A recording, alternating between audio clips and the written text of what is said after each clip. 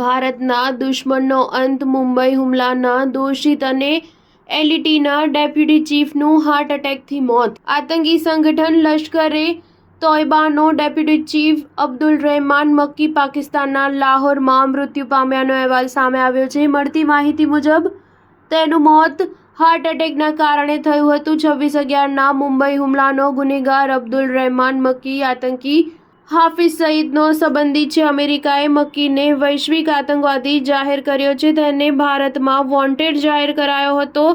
અબ્દુલ રહેમાન મક્કી લશ્કરે તૈબાના terror ફંડિંગનું ધ્યાન રાખતો હતો. સંયુક્ત રાષ્ટ્ર સુરક્ષા પરિષદે 1267 ISIL અને અલ કાયદાની પ્રતિબંધ સમિતિ હેઠળ મક્કીને વૈશ્વિક આતંકવાદી જાહેર કર્યો હતો. આ સાથે તેની સંપત્તિઓ પણ ફ્રીઝ કરવામાં આવી હતી. મુસાફરી પર પ્રતિબંધ લાદવામાં આવ્યો હતો અને હથિયારો પર પણ પ્રતિબંધ મૂકવામાં આવ્યો હતો.